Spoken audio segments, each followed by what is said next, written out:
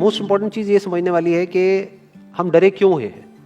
क्योंकि मीडिया ने हमको डरा दिया इस वजह से हम डरे हुए हैं, या सब डरे हुए हैं इसलिए हम डरे हुए हैं, या कोई रीजन है हमारे डरने के पीछे। बेसिकली जो इंफॉर्मेशन है जिसके बेस पे हम सोच रहे हैं वो इंफॉर्मेशन सही इंफॉर्मेशन नहीं है, वो कंप्लीट इंफॉर्मेशन नहीं है, वो इनकम्प्लीट इंफॉर्मेशन है। इस वजह से हम डरे हुए हैं। अगर एक बार क्लियर हमारे पास में इंफॉर्मेशन आ जाए, हमको क्लियरली समझ आ जाए कि एग्जैक्टली हो क्या रहा है, तो हो सकता है हमारा जो डर है वो बहुत ही कम हो जाए या फिर बिल्कुल ही खत्म हो जाए। करंट सिचुएशन ये है कि नियर अबाउट 2 लाख केसेस हो चुके हैं इंडिया में, करीब करीब 5,800 डेथ्स हो चुकी हैं, 40 लाख टेस्ट हो गए हैं। और ये सबसे इंपॉर्टेंट है समझना हमको कि इस टेस्ट का क्या रोल है, जो भी हमारा डर है उससे उसका क्या कनेक्शन है। तो अगर मैं किसी से भी पूछूंगा कि भाई आप क्यों डरे हुए हो, वो कहेंगे कि इसमें डेथ रेट बहुत ज्यादा है। मैं कहूंगा कितना ज्यादा है, तो वो कहेंगे 2 लाख में से 5800 की डेथ हो गई है। तो दैट मीन्स कितना हो गया डेथ रेट, नियर अबाउट 3% हो गया। 3% का मतलब कि 100 लोगों को होता है, उसमें से 3 की डेथ हो जाती है। क्या ये सच है? पहले इसको समझने की कोशिश करते हैं कि 3% ये कितना है। टेस्ट कितने हुए अभी तक? 40 लाख हुए हैं। और अगर किसी को देखना है कि कितने टेस्ट हुए हैं, कितने हो रहे हैं डेली बेसिस पे, तो एक वेबसाइट है worldometers.info, वहां पर जाकर के आप देख सकते हो कि डेली बेसिस पे कितने टेस्ट बढ़ रहे हैं, किस किस कंट्री में कितने कितने हैं, वो सब आ जाएगा उसके अंदर। तो अभी टेस्ट समझना जरूरी क्यों है? क्या इंडिया की पॉपुलेशन 40 लाख है? नहीं है। इंडिया की पॉपुलेशन क्या है? 130 करोड़। उसमें से टेस्ट कितने हुए हैं? 40 lakh, which is not even 1%। 1% भी देखे तो 1 करोड़ 30 लाख होता है। तो 40 लाख टेस्ट हुए, जिसमें से केसेस कितने डिटेक्ट हुए? Near about 2 lakh. ये बिल्कुल ऐसा है जैसे मान लो कि अगर मैं आपसे पूछता हूं कि दिल्ली में रोड्स के ऊपर कितने एक्सीडेंट होते हैं, तो आप क्या कहोगे? आप कहोगे भाई मुझे नहीं पता। तो मैं कहूंगा पता करो, लेट्स फाइंड इट आउट कि भाई कितने एक्सीडेंट होते हैं। तो हमने क्या किया, 10 अलग अलग पॉइंट पे 10 सीसीटीवी कैमरास लगा दिए और उन सीसीटीवी कैमरास में कैप्चर करना शुरू कर दिया कि कितने एक्सीडेंट्स हो रहे हैं इन 10 अलग अलग पॉइंट्स पे।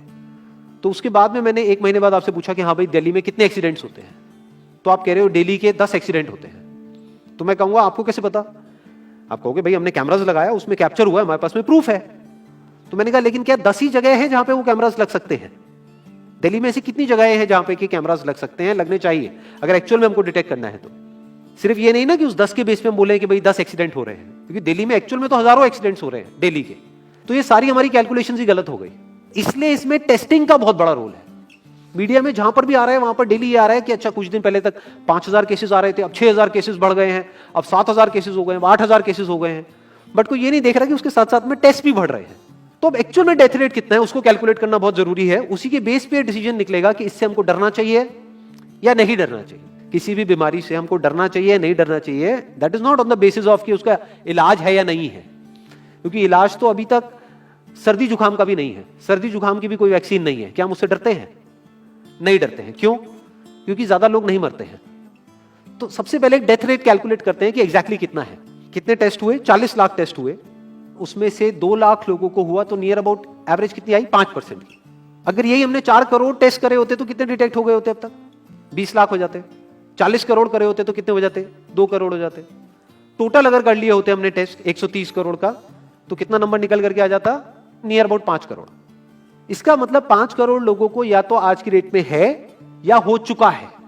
और एक और मजे की बात यह है कि कोरोना में ऐसा नहीं है कि जिसको भी होता है उन सबके सिम्टम्स आते हैं। 80% से ज्यादा जो केसेस होते हैं वो असिम्टोमेटिक होते हैं, उनमें कोई सिम्टम्स नहीं आते हैं। यानी अगर मुझे हो गया है और मैं ठीक भी हो गया हूं तो मुझे पता तक नहीं है। वो तब मुझे पता लगेगा अगर मैं अपने एक टेस्ट कराऊंगा जिसको एंटीबॉडी टेस्ट बोलते हैं, और मेरी बॉडी में एंटीबॉडीज मिलेंगी, तब मैं कह सकता हूं कि हाँ मेरे को था और वो ठीक हो गया है। तो अभी अगर हम बेसिक सी कैलकुलेशन करें तो 5 करोड़ निकल करके आ रहा है नंबर। उसमें से डेथ कितनी हुई है? 5,800। तो 5 करोड़ में से 5,800 डेथ हुई है। पहले तो इसको कैलकुलेशन को हमको ठीक करना है। डेथ को अंडर रिपोर्ट करने का कोई तरीका नहीं है, बल्कि ओवर रिपोर्ट किया जा सकता है। ओवर रिपोर्ट कैसे? फॉर एग्जांपल आपकी बॉडी में टेस्ट हुआ, आपकी बॉडी में मिला कोरोना वायरस, लेकिन आपके अंदर पहले ही बहुत सारी प्रॉब्लम्स चली रही थी, तब भी आपकी किसी ना किसी वजह से डेथ होने ही वाली थी। बट क्योंकि ये कोरोना आया आपकी बॉडी में, इस वजह से आपकी डेथ हो गई, तो ये ट्रिगर कर गया। तो ये जो 5800 का नंबर है, ये इससे कम तो हो सकता है, इससे ज्यादा होने के चांसेस बहुत कम है। बट एक बार को हम मान लेते हैं कि इतना ही है नंबर, ना कम है ना ज्यादा है, तो कितनी परसेंटेज निकल करके आई? 5 करोड़ में से अगर 5800 डेथ्स हुई हैं तो क्या परसेंटेज निकल करके आई? Near about 0.01%। ये उससे बहुत कम है जितनी डेथ्स हमारे यहां पे होती हैं रोड एक्सीडेंट की वजह से। हर साल की अगर हम एक कैलकुलेशन देखें तो 1.5 लाख से ज्यादा डेथ हो जाती है इंडिया में रोड एक्सीडेंट्स की वजह से। हर 4 मिनट में एक डेथ होती है रोड एक्सीडेंट की वजह से। और अगर अभी आप देखोगे सड़कों पे एक बहुत ही फनी चीज नजर आ रही है, टू व्हीलर पे जा रहे हैं, मास्क सबने लगाए हुए हैं, कभी भी नोट करना इस चीज को, हेलमेट नहीं पहने हुए, हेलमेट बहुत कम लोगों ने पहने हुए हैं। इससे हमको क्या समझ आ रहा है, क्या ये समझदारी है, बेवकूफी है? क्योंकि हेलमेट ना लगाने की वजह से उनके मरने के चांसेस उससे बहुत ज्यादा है, कई गुना ज्यादा है जितना कि कोरोना से मरने के उनके चांसेस है। तो ये डर है जो चारों तरफ फैल रहा है और मीडिया डर को और बढ़ाता चला जा रहा है। और क्योंकि सही इंफॉर्मेशन किसी के भी पास में नहीं है या सही कैलकुलेशन किसी के पास में नहीं है, ये जो अभी हम कर रहे हैं इसको मैथमेटिकल मॉडलिंग बोलते हैं। यानी एक डेटा को देख करके एक मॉडलिंग करी जाए और फिर समझा जाए कि एक्चुअल में जो सही डेटा है वो क्या है। ये नहीं कि लिमिटेड डेटा के बेस पे हम कोई भी कंक्लूजन ड्रॉ कर लें और उसके बेस पे डरते रहें। तो अगर इसका डेथ रेट 0.01% है तो हम सब इतना डर क्यों रहे हैं? क्या कुछ और है जिससे हमको डरना चाहिए, जिससे हम नहीं डर रहे हैं, जिसके बारे में कोई बात नहीं कर रहा है, जो इससे लाख गुना ज्यादा भयानक है? मतलब कोरोना से लाख गुना ज्यादा खतरनाक कुछ है जिससे हम नहीं डर रहे हैं और इससे हम डर रहे हैं। वो क्या है जिससे हमको डरना चाहिए? अनएम्प्लॉयमेंट। अभी पीछे कुछ आर्टिकल्स आए थे न्यूज़पेपर में जहां पे एक फिगर आई थी निकल करके, I am not too sure ये फिगर कितनी सही है कितनी नहीं है, जहां पे आया था कि 13 करोड़ लोग अनएम्प्लॉयड हो गए। इस फिगर से हमको डरना चाहिए। 13 करोड़ लोग अनएम्प्लॉयड होने का मतलब हम समझते हैं कि इसका मतलब क्या है?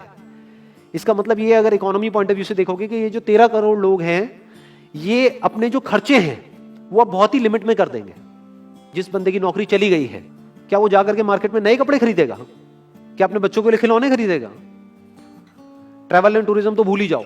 ऐसी और हजारों इंडस्ट्रीज हैं जिनकी धज्जियां उड़ जाएंगी क्योंकि डिमांड कम हो जाएगी ओवरऑल इकोनॉमी के लेवल पे।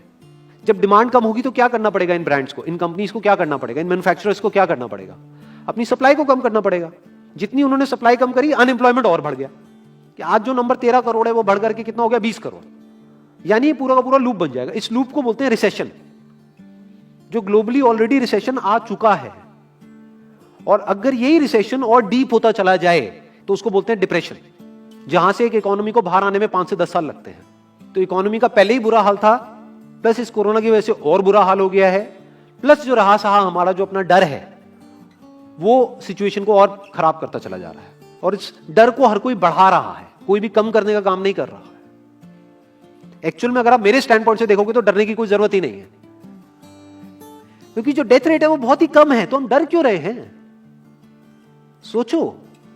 बस इसलिए कि डेथ नहीं होनी चाहिए। अगर यही हमारा ऑब्जेक्टिव है कि डेथ नहीं होनी चाहिए, मतलब हम कहते हैं कि किसी की डेथ नहीं होनी चाहिए, तो फिर तो लॉकडाउन परमानेंट हो जाना चाहिए, सड़कों पे निकलना ही नहीं चाहिए, क्योंकि सीधा सीधा 1.5 लाख डेथ बचेंगी।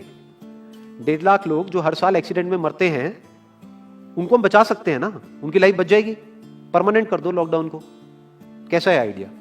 ये बिल्कुल ऐसा है जैसे मैंने एक आदमी की एक कहानी सुनी थी, उसके घर में एक चूहा घुस गया, तो उस चूहे को उसने पकड़ने की बड़ी कोशिश करी, लेकिन वो चूहे को नहीं पकड़ पाया।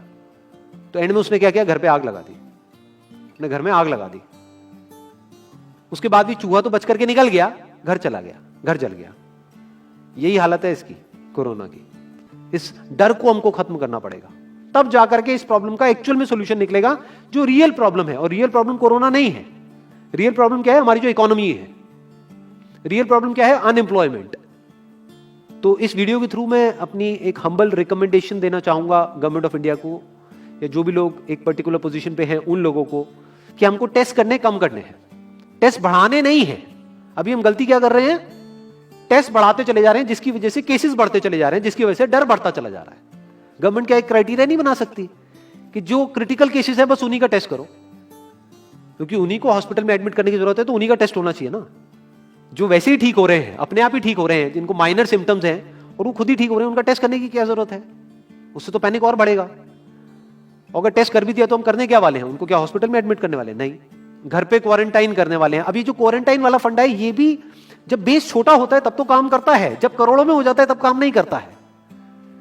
मैं अगर एग्जांपल से समझाने की कोशिश करूं, जो मेरी थॉट प्रोसेस है उसको इमेजिन करो। ये एक ऐसी सिचुएशन है कि हम एक घर में है और चारों तरफ से बाढ़ आई हुई है, और ये जो घर है हमारा वो ऐसा है, इसको इमेजिन करो, जहां पे हजारों दरवाजे हैं। तो हम क्या करें, इसमें से एक दरवाजे को पकड़ लें और उसी को पक्का करते चले जाएं। ये है क्वारंटीन, और बाकी के हजारों खुले पड़े हैं।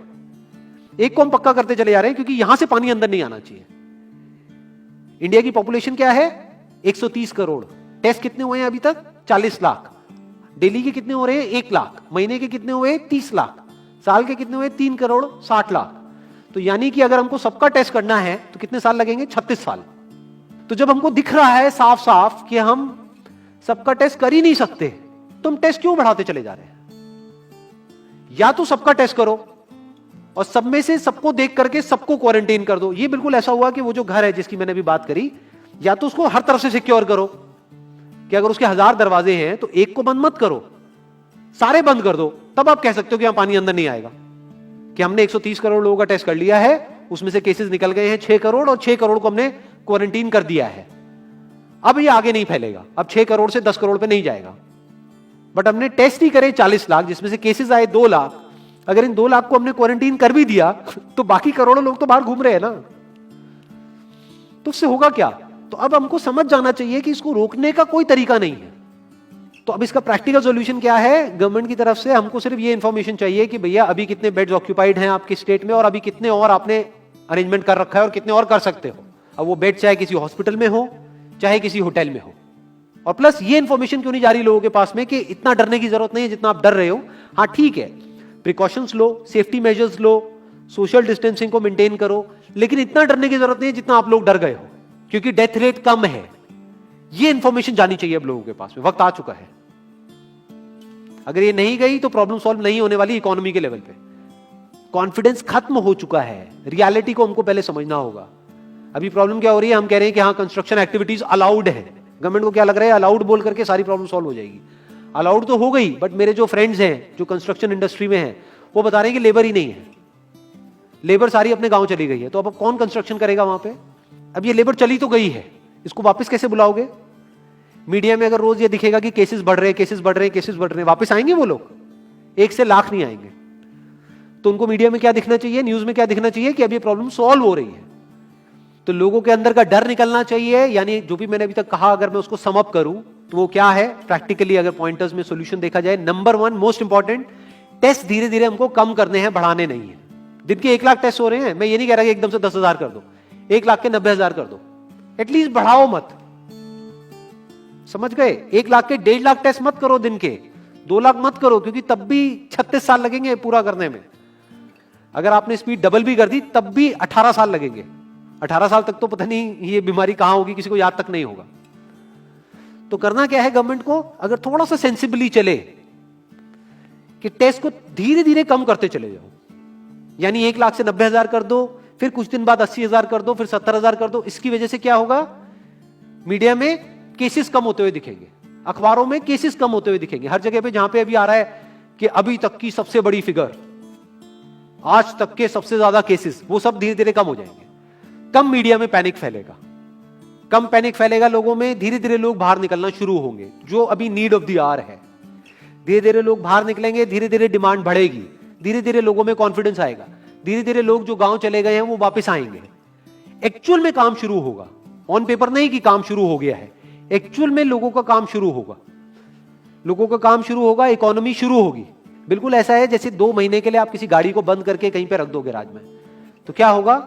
बैटरी डाउन हो जाएगी। उस वक्त क्या करना पड़ेगा? उसको धक्का मारना पड़ेगा। तो अभी उस धक्के की जरूरत है, जंप स्टार्ट की जरूरत है। अब जो टाइम है वो डरने का नहीं है, इस डर को खत्म करने का है। क्योंकि कोरोना ने जितने लोगों को नहीं मारा, ये डर मारने वाला है असलियत में। तो अब इस डर को खत्म करने का टाइम आ गया है।